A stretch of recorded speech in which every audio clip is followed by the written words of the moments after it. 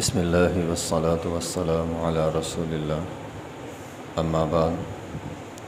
یہ صفحہ نمبر ہے 104، آیت نمبر ہے 65، 66 اور 67۔ اعوذ باللہ من الشیطان الرجیم، بسم اللہ الرحمن الرحیم۔ یا اہل الکتاب لم تحاجون فی ابراہیم وما انزلت التوراۃ والانجیل الا من بعدہ افلا تعقلون۔ ہا انتم ہؤلاء حاججتم فیما لکم بہ علم فلم تحاجون فیما لیس لکم بہ علم واللہ یعلم وانتم لا تعلمون۔ ما كان ابراہیم یہودیا ولا نصرانیا ولكن كان حنیفا مسلما وما كان من المشرکین۔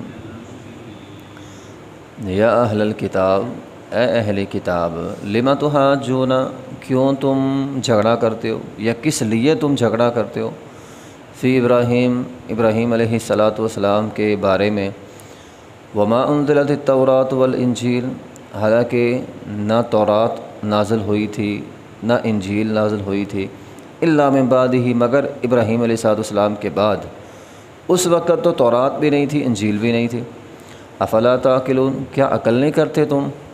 ہا انتم ہؤلاء، تم ہی ہونا وہ لوگ، حاججتم، جو تم جھگڑا کرتے ہو، فیما لکم بہ علم، ان چیزوں کے بارے میں جن کے پاس تمہارے پاس علم آیا ہے، جن چیزوں کے بارے میں تمہارے پاس علم ہے۔ فلم تحاجون، تو تم کیوں جھگڑا کرتے ہو، فیما لیس لکم بہ علم، ان چیزوں کے بارے میں جن کے پاس تمہارے پاس علم ہی کوئی نہیں۔ واللہ، اور اللہ، یعلم، زیادہ جانتا ہے، وانتم لا تعلمون، اور تم نہیں جانتے۔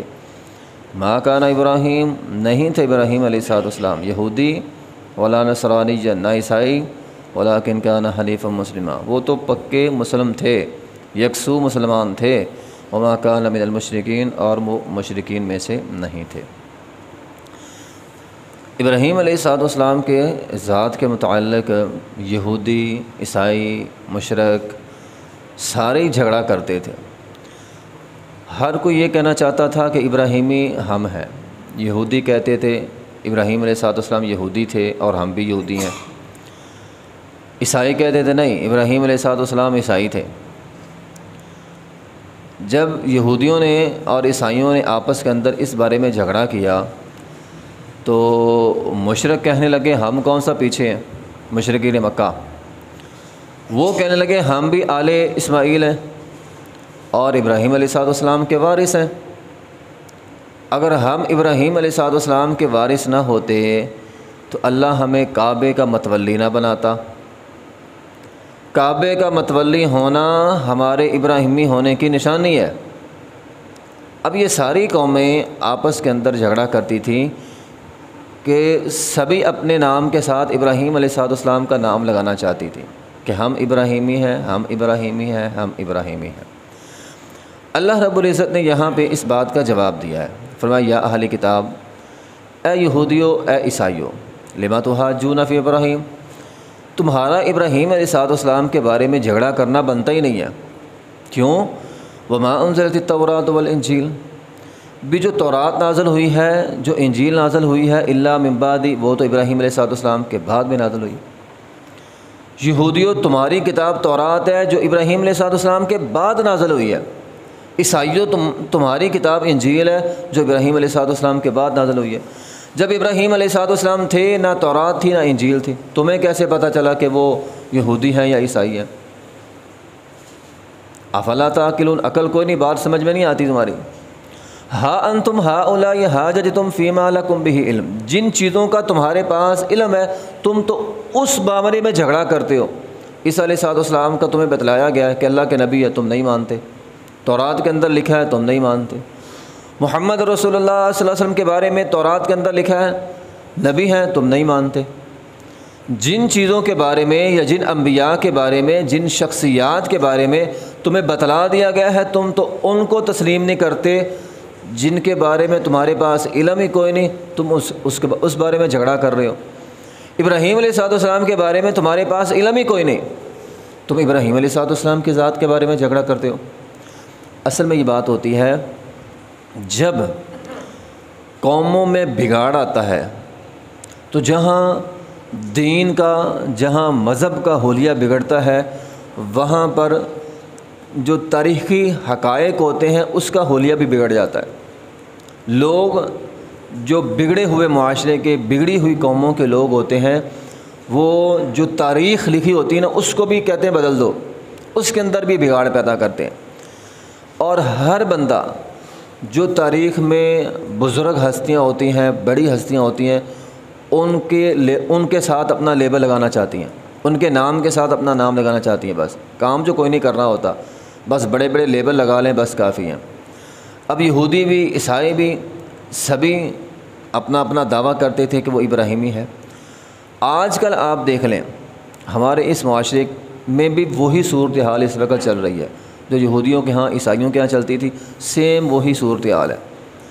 آج کے زمانے میں بڑے بڑے لوگ، خاص طور پہ بڑے بڑے سیاستدان اس وقت ہمارے پاکستان کے، وہ سچے ہونے کی دلیل کیا دیتے ہیں؟ کوئی کہتا ہے میں سچا ہوں، بھئی دلیل کیا ہے؟ میں کعبے کی چھت کے اوپر چڑھا تھا۔ کوئی کہتا ہے میں سچا ہوں، دلیل کیا ہے؟ میرے لیے کعبے کا دروازہ کھولا تھا۔ اور اس چیز کو سچے ہونے کی نشانی قرار دے رہے ہیں، جیسا کہ مشرکین مکہ کہتے تھے کہ ہم سچے ہیں، کیوں؟ ہمارے پاس ہم کعبے کے متولی، ہم سچے ہیں۔ تھوڑا سا غور کریں، ابو جہل کہاں رہتا تھا؟ وہ بھی وہیں پہ رہتا تھا، وہ بھی کعبے کا متولی تھا۔ کعبے کا متولی ہونا یا کعبے کی چھت پہ چڑھ جانا یا کعبے کا دروازہ کھول دینا بندے کے سچے ہونے کی علامت نہیں ہے۔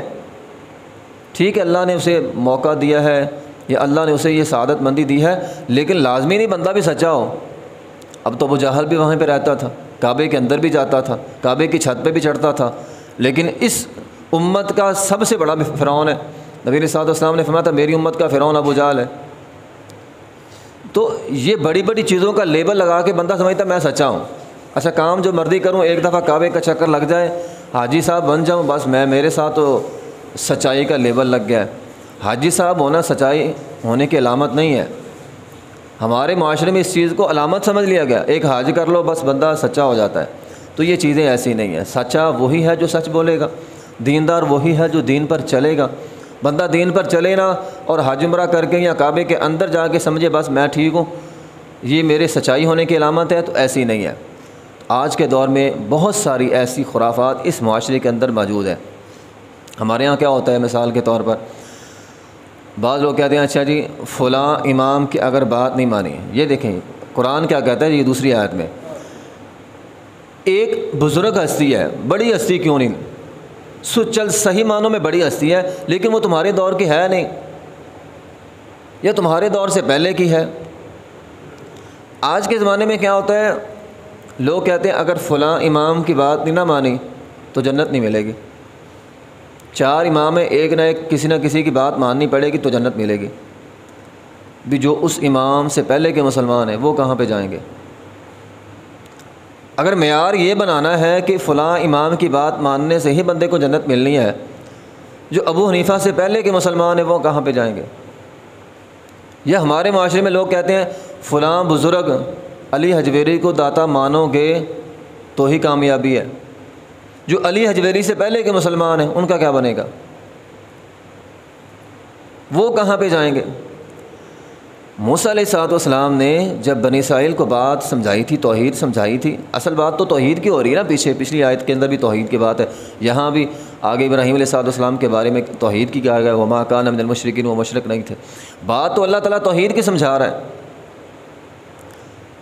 موسیٰ علیہ السلام نے جب بنی اسرائیل کو بات سمجھائی، توحید سمجھائی، تو وہ کہنے لگے ہمارے بزرگوں کا کیا بنے گا۔ آج کے زمانے میں بھی مسلمان یہی کہتے ہیں کہ اگر بات صحیح مان لی تو بزرگوں کا کیا بنے گا، ہمارے بڑوں کا کیا بنے گا۔ سورۃ طٰہٰ کے اندر، قرآن مجید کے اندر موجود ہے، موسیٰ علیہ السلام نے فرمایا تھا انہوں نے کہا فما بال القرون الاولیٰ، اور ہمارے بزرگوں کا کیا بنے گا۔ قال علمها عند ربی فی کتاب لا یضل ربی ولا ینسیٰ۔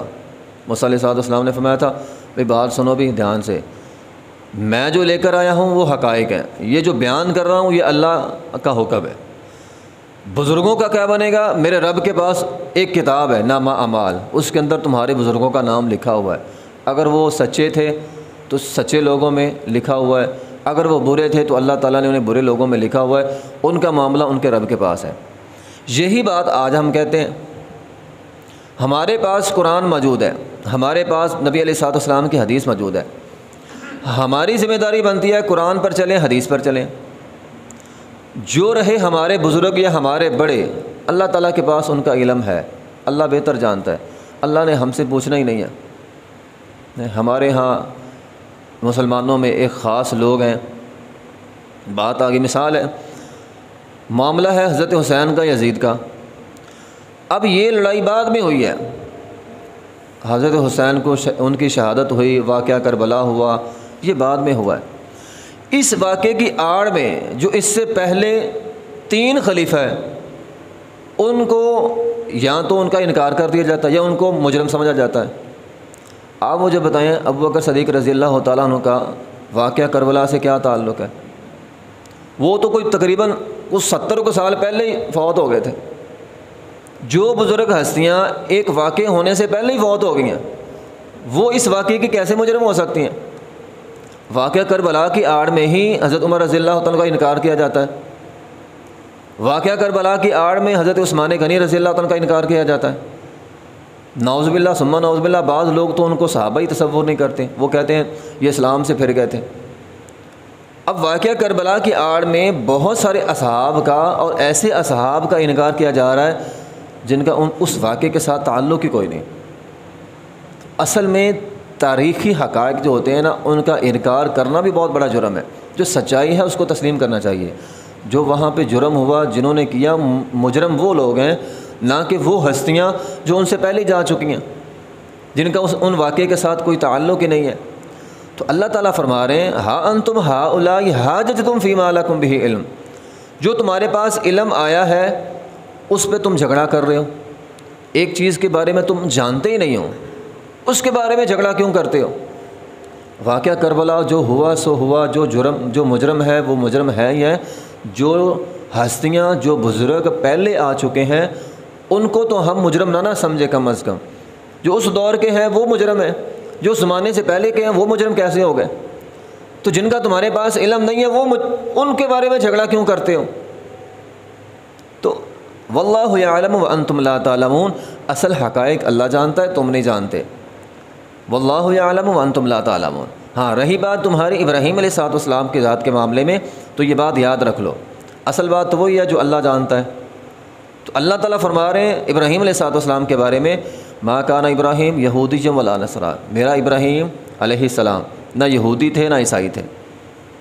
ہاں میں تمہیں خبر اللہ تعالیٰ فرماتے ہیں میں تمہیں خبر دیتا ہوں ولیکن کان حنیفا مسلمہ، وہ پکے مسلمان تھے۔ اس بات کو مانو نا، وہ پکے مسلمان تھے، اس طرف تم آتے نہیں ہو۔ وما کان من المشرکین، اور وہ مشرک نہیں تھے۔ یہ اللہ گارنٹی دے رہے ہیں کہ ابراہیم علیہ السلام پکے مسلمان تھے، مشرک نہیں تھے۔ اب اس بات پہ آ جاؤ، اس بات پہ وہ لوگ نہیں آتے تھے، اور آج کے دور کا مسلم بھی جو شرک کرنے والا ہے وہ بھی نہیں آتا۔ اپنے آپ کو ابراہیمی تو ہم کیا لیتے ہیں، لیکن وہ تو ابراہیم علیہ السلام تو شرک نہیں کرتے تھے۔ وما کان من المشرکین، وہ مشرک نہیں تھے۔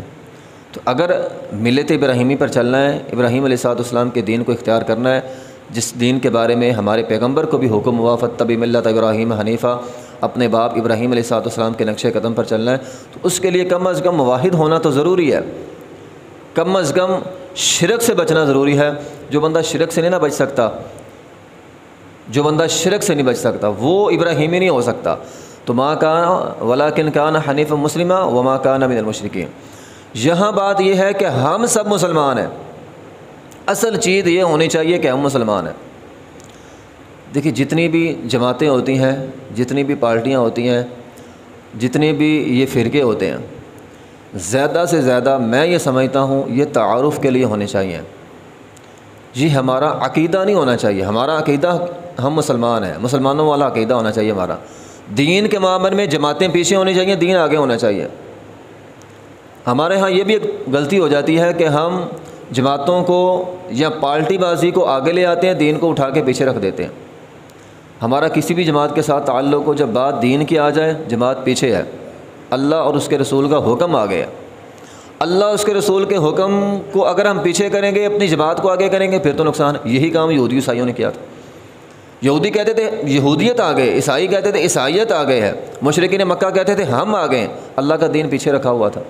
تو اللہ نے اس بات کا جواب دیا کہ وَلَٰكِن كَانَ حَنِيفًا مُسْلِمًا. مسلمان ہونا ضروری ہے، پکا مسلمان ہونا ضروری ہے. باقی ساری چیزیں بعد میں ہیں.